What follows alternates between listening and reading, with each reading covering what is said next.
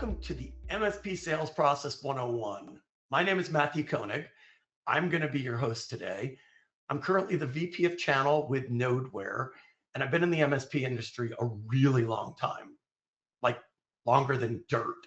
On both the MSP side, I was VP of Sales for several MSPs, as well as on the vendor side. So we're going to wait just another minute or so as people come in, and we'll get started in 1 second. Okay, we'll go ahead and get started.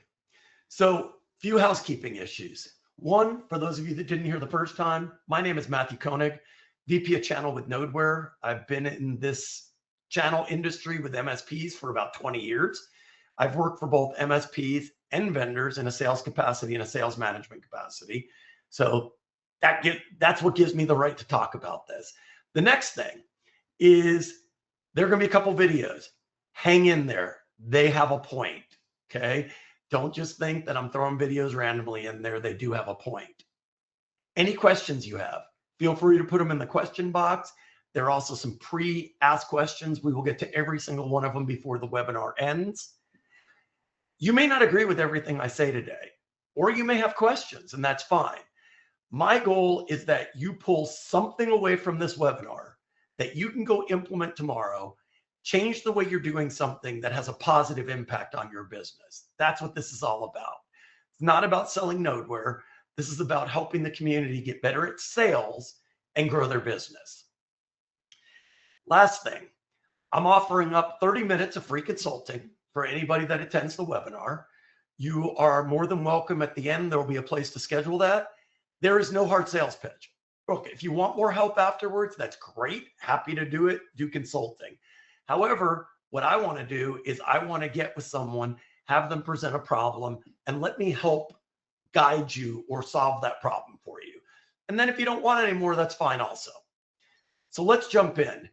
Our first video, well, it's self-explanatory, and let's get with it, Nor.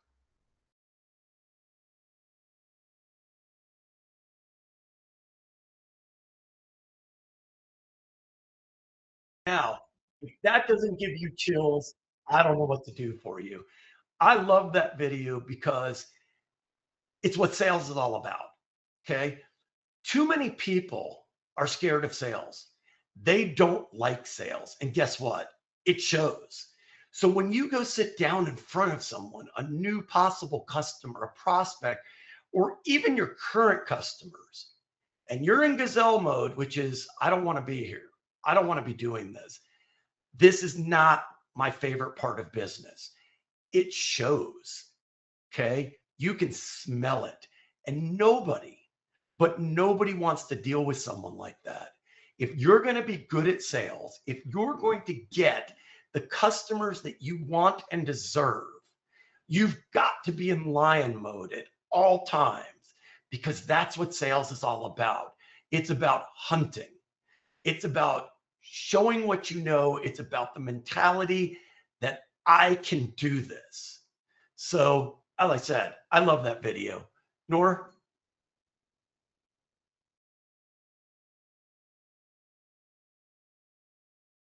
So let's start with what you sell.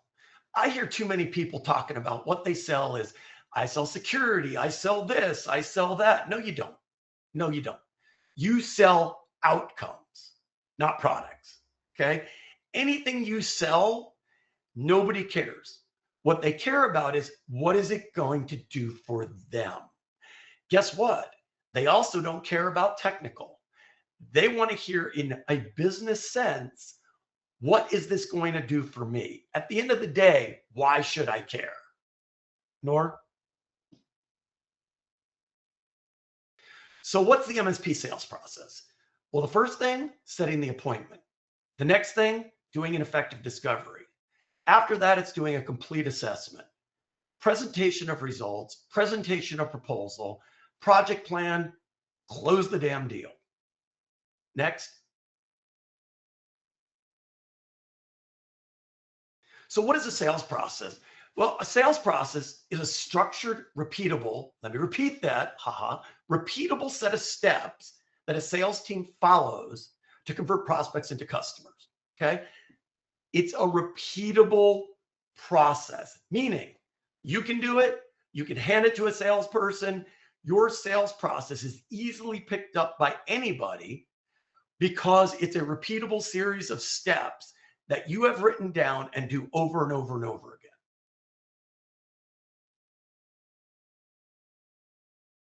So setting the appointment. First of all, and this is highly controversial, only meet with the decision maker.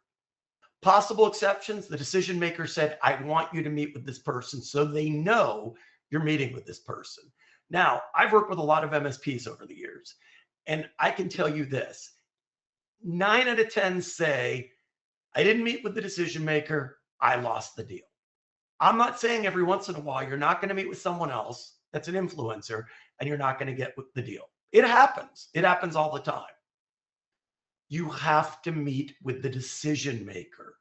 If you don't, you're wasting your time. If you look at a sale, okay, in every sale, there are 4 quadrants, okay? Not every company, every sale.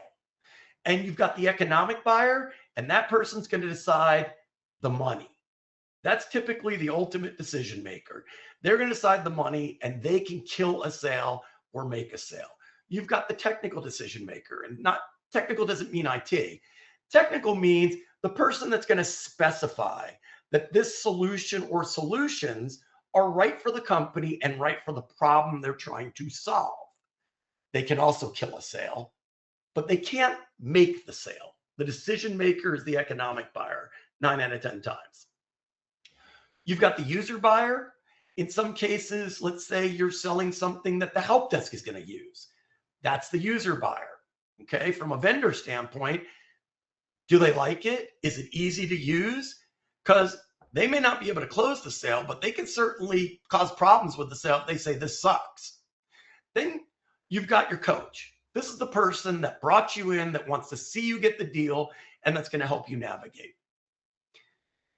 The appointment should be no less than 30 minutes.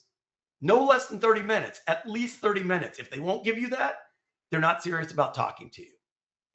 Ask for anything you want them to bring to the meeting ahead of time. Are there documents you want? Is there information you want? Let's not set up a meeting and then have them have to go back and get the information you want. You're putting extra time in there that you don't need to. Set the stage. There will be no selling. This is not about selling. This is about discovery, asking questions and getting answers. And don't deviate. Don't let them push you into, oh, my pricing is, oh, I'm better than this. Oh, that's not what this call is about. If that's all they care about, they're probably not a good customer for you. Okay? Because last time I checked, most MSPs want long-term managed customers. If they're pushing you into giving them a price already, or asking you to fix something, or a project already, they're not interested in what you have to say. And they may or may not be a good customer for you. Next. AI and sales. So what are you going to use AI for? Well, use AI for research on companies and people. Get some deep dive information about their past, who they are, what they do, how they've made money, anything in the news that you can use to open a conversation with. Make sure to learn the appropriate prompts to get what you want. There are a lot of people out there doing that. One of my friends, Jennifer Bleem, came up with an amazing one, and it's a pre-sales prompt that will pull down when you have a meeting all the information you could ever want on that person and on that company. It's amazing. And she's got it hooked into her calendar. AI can also do things like competitive analysis, look for weaknesses in their offerings against their competitors, etc. I know you're going, well, I sell IT. No, you're selling managed services, which is strategic. Understanding things that you can bring to the table is also important. You can use more than one platform. You get different answers. I was creating something earlier. In my case, I threw it into Gemini. I threw the same prompt into ChatGPT, and I got different information. And together, they gave me what I wanted. And of course, they say this over and over. Always verify the information's factual or the sources that it came from. So you don't get in front of someone and they go, no, not true. Next.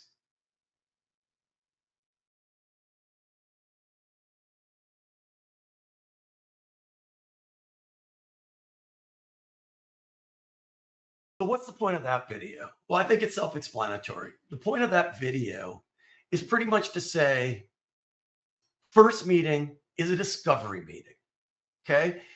You're trying to qualify them just like they're qualifying you. They don't care you're the fastest. They don't care you're the best. They don't care you're the biggest. They care about, are you going to help them? Do you understand their business enough to get involved and make a difference? And like they said, one of the biggest differences you can talk about in any kind of meeting with someone, why do you do this? Why? Is it because you always wanted to be an MSP just because? Or do you do it because you enjoy technology? Do you do it because you enjoy helping people?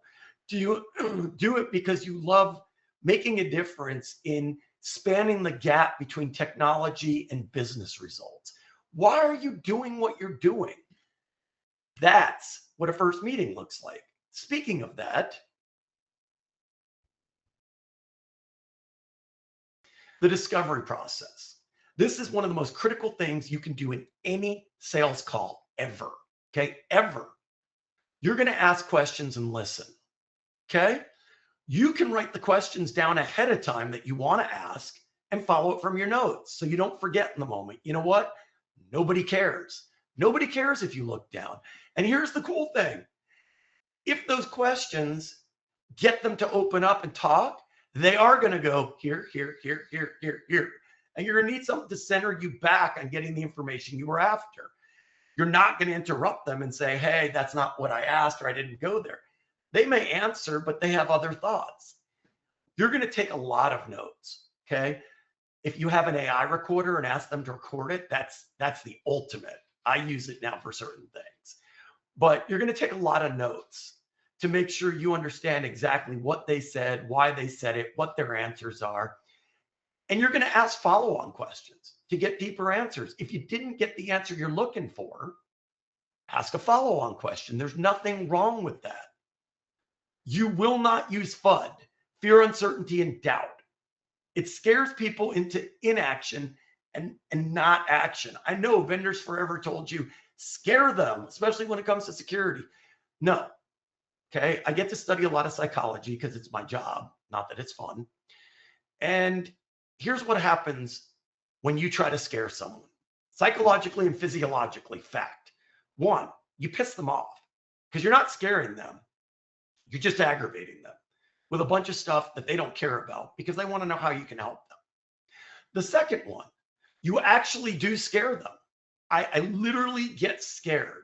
Well, you know what happens when someone gets scared? They freeze. They don't want to do anything because they don't want to make the wrong decision. Guess what happens then? When they do decide to make a decision, they're only going to someone they trust implicitly to make sure they make the right decision. Guess who that isn't? You. Tell stories. Here's the cool part. When you tell stories about things that have happened and things that you've been involved in and how things happen that have been positive, you know what's cool? They don't even have to be your stories. Last time I checked, there were 40,000 MSPs in the US. At least that's what they say. If you go to conferences and stuff like that, talk about different stuff. Listen to other people. Ask them questions, other MSPs. The nice part is you're telling a story. It doesn't have to be your story. Okay, and I'll give you an example. Mr. SMB, look, one of the things that happened recently, why I'm so intense about security, is there was a customer and they were an accounting firm. And sometime around February, right, really close to April, the IRS called them and they shut down their electronic filing. Can you imagine being an accounting firm that can't electronically file? And what happened was someone was able to get a password through a phishing email. They got to their financial systems and filed 100 fraudulent tax returns. And the IRS said, until you prove you're secure again, we're not going to let you electronically file. They lost 40 customers because of that. That sucked. There you go. It's a story. Guess what? It's not mine. It doesn't matter. I didn't say it was. Next.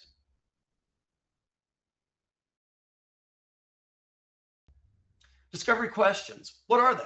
Well, they're a type of open-ended question to make the client think about things in a certain way. And it allows them to open up and give you important information in their own words. Next.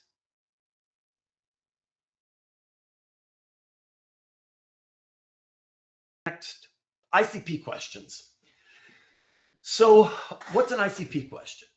Well, there needs to be a very specific set of questions decided by your core group in the MSP to gain the specific answers to decide if this is a viable client or not. Guess what? There are good clients and there are bad clients. Bad clients ask you for the cheapest price and take up 80% of your time and run you ragged. Good clients meet the things that you're looking for, will do the services that you know are important for them, and they don't take your help desk and annihilate it on a daily basis. But you have to decide what's important to you. It could be 5 questions, 10 questions, 20 questions. It doesn't matter. What are the things that are critical to you when you're taking on a new client? Because again, too many MSPs go out and say they're qualifying me. No, you're qualifying them as well. Do you want to work with them in any way, shape, or form? So you develop these questions that, what's their attitude about security? Here's question number 1. If they say no to it, strike 1. You get the idea. Next.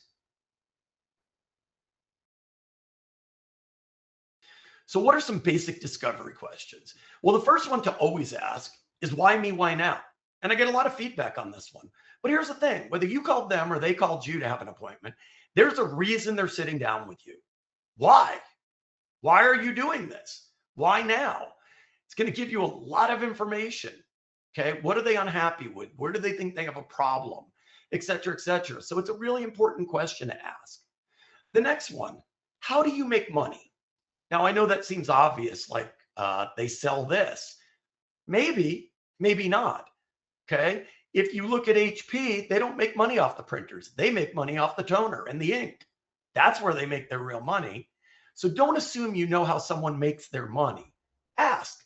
They'll tell you how the business is set up. And that's important for you to know. This next one, tell me what makes your business unique. Matthew, that's not a discovery question. You're 100% correct. It's not. But you know what it does? It gets an owner of a company to go from this to, oh, here's what it is. Blah, blah. There is no owner or CEO in America that doesn't want to tell you all about their business and what makes it cool. And you'll get a lot of cool information about what they think, how they think, et cetera, et cetera. And most importantly, it opens them up for the rest of your questions. Okay? What do you like about your current IT organization? If you could change anything about the way IT works within the organization, what would that be?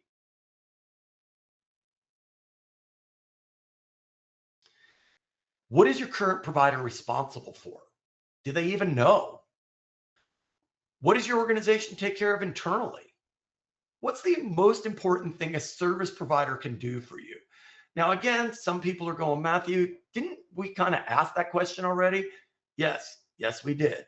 And if you studied psychology, here's the cool thing. If you ask the same question a different way, 99% of the time, you're going to get additional information or different information. That's why you do it, because some of these are critical, right? What do they care about when it comes to a provider? What do they want out of a provider? It's really important for you to know. What are the top 3 things you took away from your last QBR? It's going to tell you, do they have QBRs? Do they attend QBRs? Do they pay attention in QBRs? If you could fix one thing immediately about your IT services, what would it be? What are your top 3 business initiatives for the next 12 months? Knowing that helps you get involved in their business, which helps you when you're doing the assessment, you're asking questions and you're getting involved. Know, oh, here are some blockers to them getting where they want to go. Let me make sure I focus on that, okay, in what I'm doing to make sure they can get there. Can I interview some of your employees? 2 or 3 different departments. Why? Not because you want to come back and tell them every piece of software they want. You want to legitimately look, are there any roadblocks that are keeping them from doing their job, causing downtime, or things that could be done more efficiently to make those employees more productive. How is AI being used in your organization? What are the policies? Next.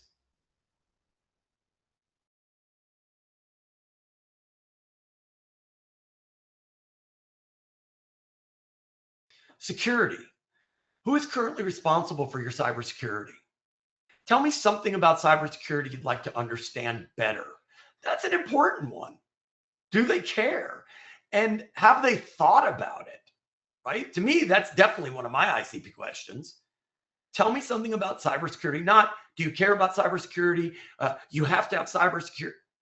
Tell me something you'd like to understand better. If they bring it up, it gives you the right to talk about it. What's being done to proactively protect your organization?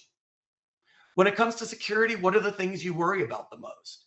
Again, ICP question for me. What are the security controls your insurance policy requires to pay out? Ding, ding, ding, ding, ding. This is a critical one because you're walking into something, okay, where they may have attested to stuff they don't even realize they attested to, and their insurance policy is worthless because of it. By you helping get involved and help take care of that, huge step, huge business coup. Next.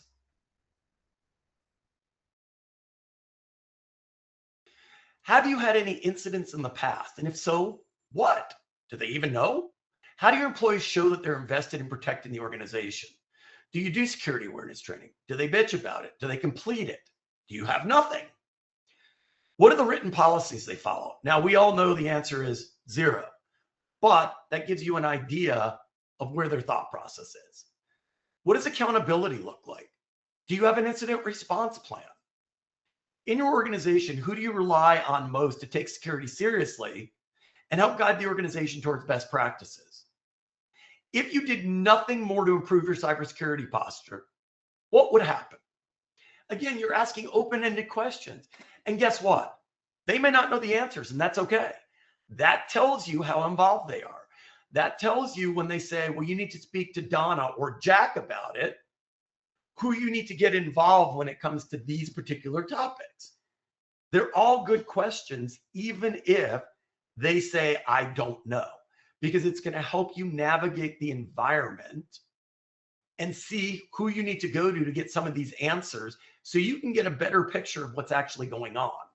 Next. AI usage. Do you have a standard AI platform that your employees use? Is it paid? Are they doing whatever they want? Do you use AI in any of your organizational products and things like that? Have your employees been trained on AI? Are there written procedures? Are you using AI within your business processes? Have you thought about or using AI as part of your product or service offering? How are you implementing it when it's used? Today, all critical questions. All critical questions to make sure you understand where they're going. Emotional. These are the best way to get someone thinking about themselves and not, oh my God, Target got breached, Home Depot got breached. Nobody cares. Okay. How would it feel if you had to lay off half your employees because of a breach? What would it look like if your business was down for 4 weeks? Next. Follow-up question. This is critical. Okay. Absolutely critical. I don't want to hear you're uncomfortable asking this question. You have to. Do you expect me to be the cheapest option or fairly priced and the best option? And shut up. If they say the cheapest, or I was hoping you would be on the cheaper end, okay, the reality is that you need to make a decision. You absolutely need to make a decision on whether that's a good client. And if they say fairly priced and the best option, you can ask them what they think fairly priced is, or you can wait to the end, but you have something to go back to. Who else will decide if we're right for you? Here's the thing. You don't know who that is. I'm not asking who's in charge in the approval process. I'm asking whose opinion do they value in order to go ahead and make a decision. Next. Do you want this client? That's the question. You've done your ICP questions. You've asked the price question. Do you want them? Matthew, what do I do if I don't? You tell them thank you very much for their time. You don't think you're a good fit for each other. Why would you waste your time anymore? You're not being mean. It's a business. You're being realistic. Why would you put yourself through the agony of going down the path with someone that you don't necessarily even want as a client? They're not going to change. Next.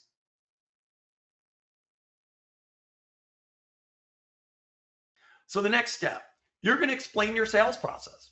You're going to explain exactly what you're going to do next so they understand and they're bought in. Next. So once you explain the process and get their buy-in as to what you're doing and why you're doing it, ask what issues they can foresee in getting this done in a reasonable amount of time. Well, this one won't be here. They're on vacation. Well, I won't have time for 2 weeks. Great. Schedule the appointments on the calendar and you know what you're doing, how you're doing it. You don't have to drive yourself crazy. Let them know you'll be asking for the sale at the proposal meeting. I know that sounds stupid. Okay. Humor me. You'd be amazed how many people go into the proposal meeting not expecting you to ask for the sale. They expect, here's the proposal. Thank you very much. Mr. Customer, I will be asking for the sale when I present the proposal. Is that an issue?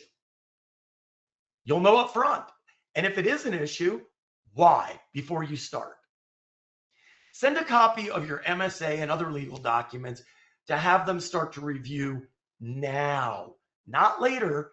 This is one of the biggest impediments to closing a sale on a regular basis. Who is it that would review these documents? If I sent them over tomorrow, how long would it take for them to review them? Take the obstacle out now. Next. Do a very thorough assessment. You can't ever believe what they tell you. You just can't. Trust but inspect. Make sure to look at the technical. Pay special attention to the things they stated they did not like or thought they needed to be fixed.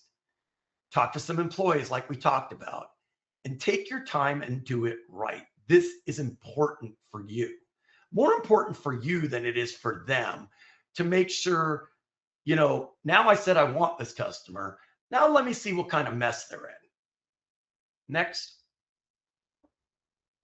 The results. You're going to always present to the decision maker and no one else. Again, I can't stress this enough. No decision maker, no sale. No decision maker paying, no sale. So don't let someone call you in because they think they'd like to look at a new MSP when the owner, CEO, or whoever makes that economic decision doesn't even know about it. It's happened many times. Talk in terms of business impact, not technology. Remember, we sell outcomes. We don't sell technology. Technology is what helps create the outcomes. Make sure to specifically talk about things that they said were an issue to them. Tell a story about how you did this for someone else. Explain things you heard from employees and how you can fix it and what the business impact would be. Bobby said he sends out 30 proposals a day. Every time he sends out a proposal, because it's 30 megabytes, it ties up his email for 15 minutes. He can't use his computer. I can fix this, and it will give him productivity back. Anything at this point that would keep them from moving. Notice I'm asking them. I'm reviewing the results in business form. And I'll give you another example. Mr. Customer, what would be the most amount of time that your business could be down before having a detrimental effect on your business? I know it seems like a weird question, but it is truly important. I'm not trying to scare you. I'm asking you a question. Well, 3 days. Okay. That's good to know because right now, the way you're set up, there would be no way to get you back up and running except within 10 days. Don't worry, I can fix that. I just wanted to make a notation of that to make sure that's not a problem. Business impact, backup and recovery.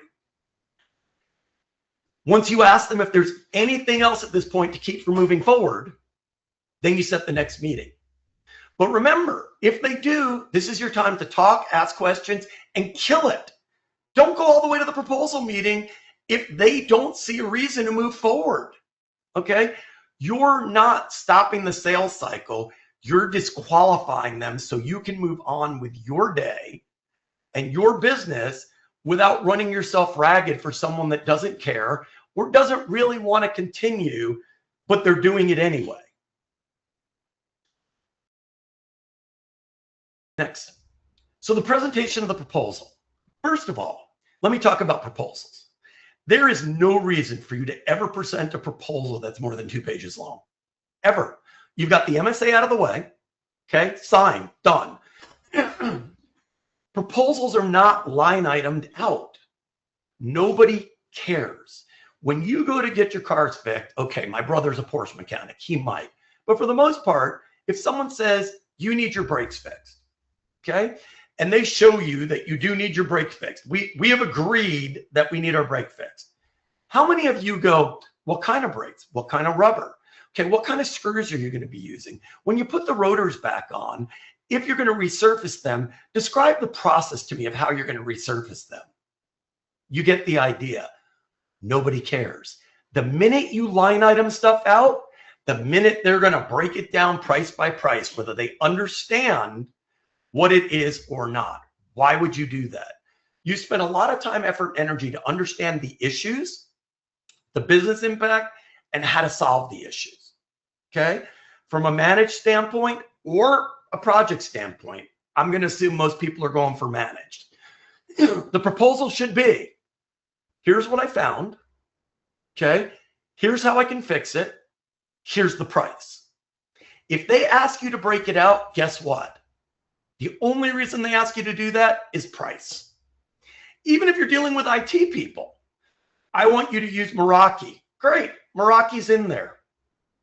You ask for these kind of products, list them out. I'm using Meraki, I'm using ThreatLocker, I'm using whatever it is they asked for.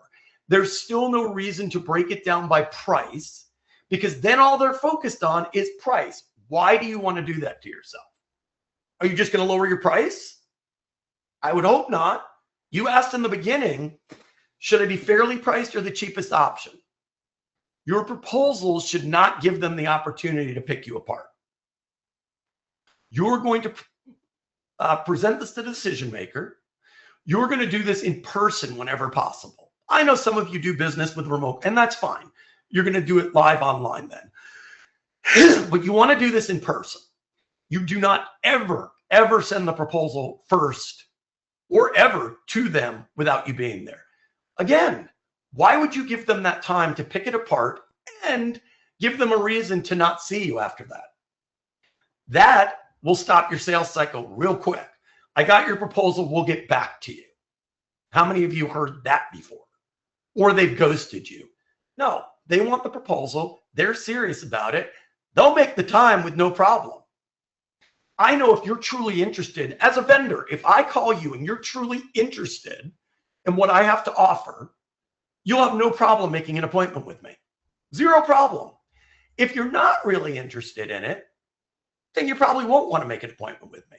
Or in some cases, you'll make an appointment and not show up, but I digress. Review the proposal in detail and link it back to what you talked about. Talk about how you will make sure that these do not become issues in the future. Again, talk outcomes. Don't talk product. Don't talk specific services. They don't care. Now, again, if you do have IT and you need to break down the services you're offering, that's fine. You don't need to price each one out. Talk about how you'll have regular communication. We plan to meet with you once a quarter to review what we're doing, making sure that we're getting the outcomes that we were after in the beginning, and make any adjustments that we need, as well as provide you information of anything that may be adjusted or added based on the way the company changes. Use a visual, but do not PowerPoint people to death. Nobody. I hate the fact that I'm doing this on PowerPoint. I'd rather much be doing it with something funny or cartoonish or whatever to really keep your attention. So try your best to do something that amuses them, like the videos that I put in here. You don't have to go that far. But to go and just read through a PowerPoint slide deck, no thank you. I'm going to be checking my phone, my email, and everything else. Next.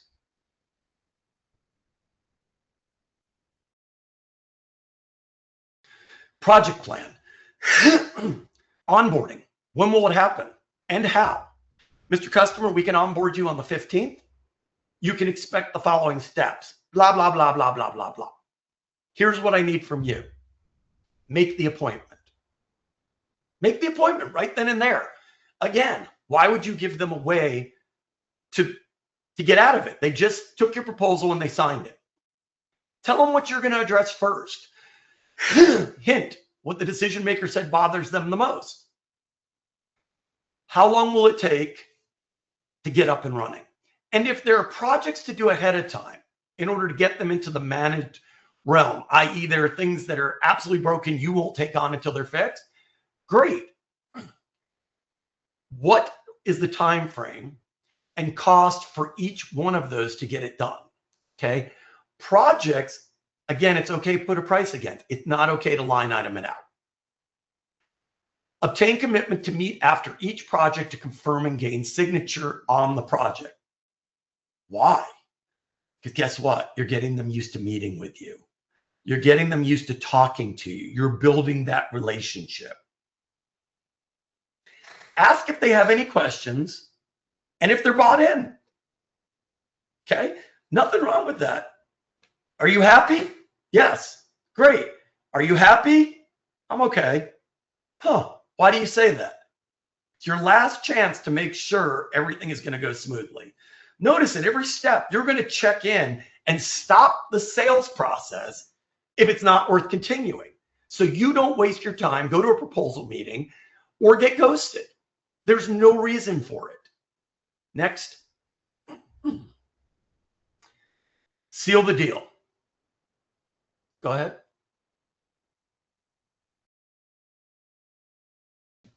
Review at a high level everything you talked about. Review the process of how you came to your conclusions. Review what they said they liked. Go back to their comments of things they said they liked and they were excited about. Let them know again, based on everything you've talked about, when you can start.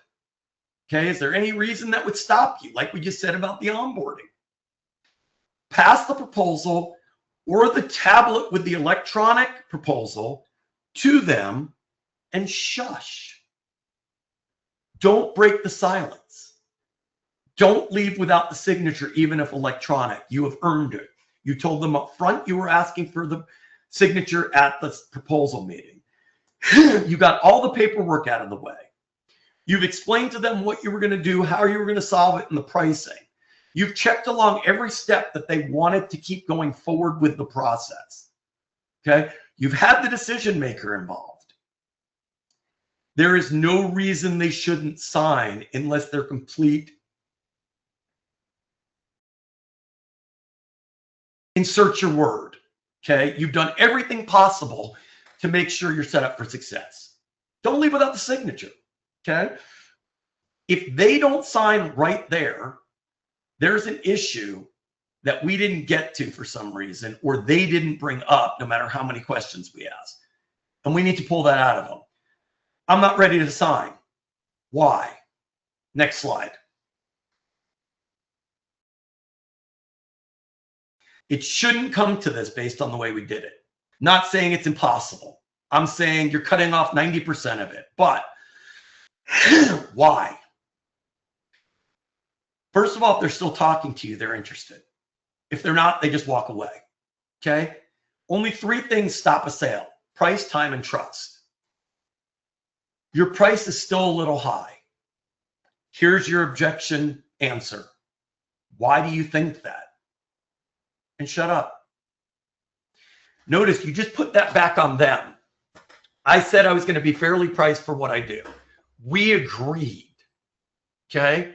I am fairly priced for what I do. So why do you think my price is too high? Don't ask, don't negotiate, don't do anything. Ask them why. Make them tell you. Because sometimes it's just automatic negotiation. Your price is too high because they expect you to come in and go, oh, okay, let me lower it. Ask them why. Worst case scenario, they give you an answer and it gives you more information that you can talk them through as to who, when, where, why, and how. I'm still talking to others. What do you think I don't provide that others do? Why did you go through the entire process with me? Again, notice we're nicely putting it back on them. Make them answer questions that give you details so you have something to talk through with them. I'm not ready to make a decision yet. Again, this one would kill me and I'd go bonkers based on all the check-ins and everything. When we first talked, you stated you want to address this within this time frame. Has something changed? Again, we're putting it back on them. No, nothing's changed. Then I don't understand. Yes, something's changed. What is that? They have to tell you. And again, you now can have a conversation. Typically, those are the only objections you're going to get.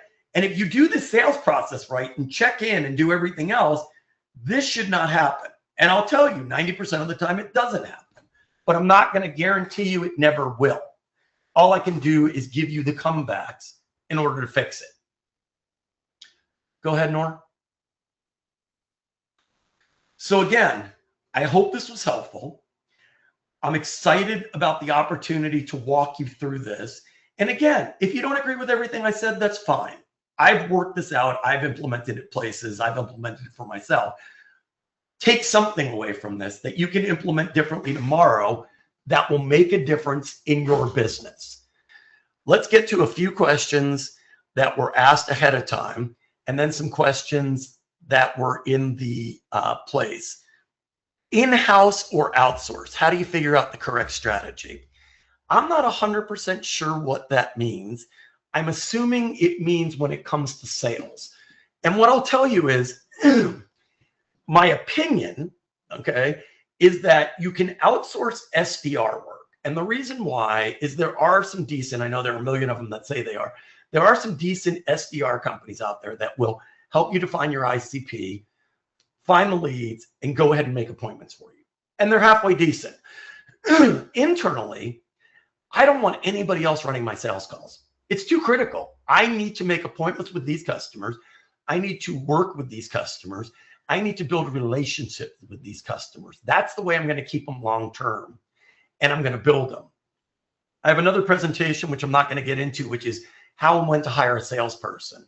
Because here's the thing. A lot of MSPs go out and hire a salesperson. They go rock on. And then in 90 days, they part ways because they feel that they didn't accomplish what they wanted to.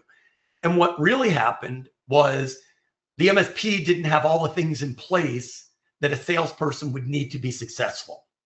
In some of these that I've consulted with, to be honest, I've been doing this a long time. I used to sell 20 million a year for an MSP 15 years ago personally, and I couldn't have been successful in that environment. So remember, it's a two-way street. If you want to hire a salesperson, there's work you need to do first, because hiring a salesperson doesn't automatically create magic. And they're not a unicorn and going to come in and just take whatever you have and make it work. There are things that need to be in place in order to make it effective and efficient. Not expensive, but it has to be done. One of them is a sales process that you can agree to work on. Because guess what? Everybody in the company needs to be bought in on the sales process, because I'm assuming the salesperson isn't going to do the assessment. And I'm assuming there are other pieces that you're going to want other organizations, like the MSA being signed. Maybe that's your finance department or that's your lawyer. I don't know. Everybody needs to be on the same page with the sales process to start with. I hope that helps. I really appreciate you guys coming out. I hope this was helpful. Again, the idea of this is to try to give back to the community that's been so good to me over the last 20 years. So I really want to provide value and help all of the MSPs out there grow and find new customers and do the right things so they can grow significantly over time and make a lot of money. Appreciate your time. Hope you all have a great afternoon. Thanks for coming. See ya.